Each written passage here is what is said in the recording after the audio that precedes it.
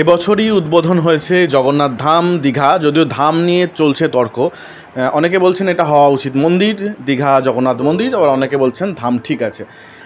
কিন্তু আজকে যেটা হচ্ছে রথযাত্রা উৎসব, জগন্নাথ দেবের রথযাত্রা উৎসব পুরীতে চলছে। মেন শ্রীক্ষেত্র যেখানে জগন্নাথ ধাম যেটা পুরী যেটা মেন, সেখানে চলছে উৎসব। তাছাড়াও পৃথিবীর সমস্ত কোণায় চলছে এই জগন্নাথ দেবের রথযাত্রা উৎসব।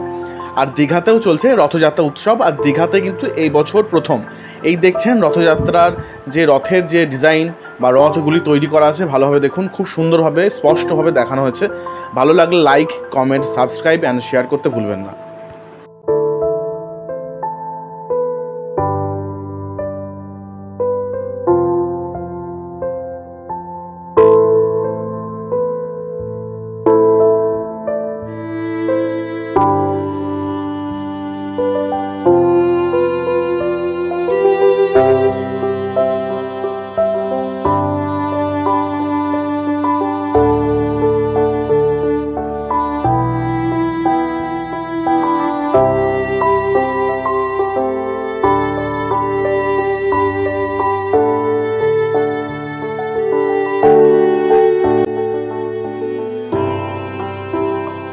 রথের একটা 12 চাকা, একটা 16 চাকা এবং একটা 14 চাকার রয়েছে।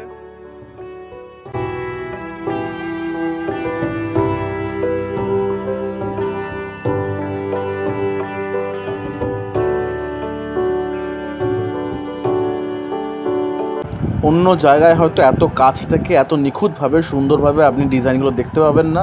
তাই দেখতে থাকুন এবং অন্যকে দেখার সুযোগ করে দিন, শেয়ার করে।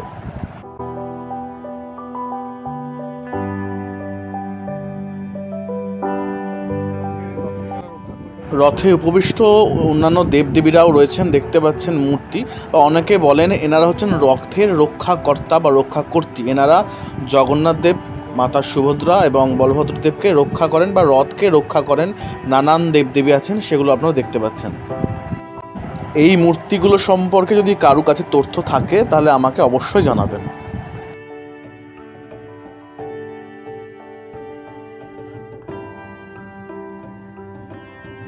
আর এটি হচ্ছে দীঘার আদি এবং পুরনো জগন্নাথ মন্দির, যেটি এখন মাসির বাড়ি হিসাবে করা হয়েছে। কিন্তু এখানে জগন্নাথ দেব পুজো পান সারা বছরই। নতুন মন্দিরেও মূর্তি আছে, কিন্তু এটাকে এখন মাসির বাড়ি করা হয়েছে। আর যাবার সময় যেতে যেতে জয় জগন্নাথ বলতে ভুলবেন না। সকলকে জগন্নাথ দেব ভালো রাখুন। জয় জগন্নাথ।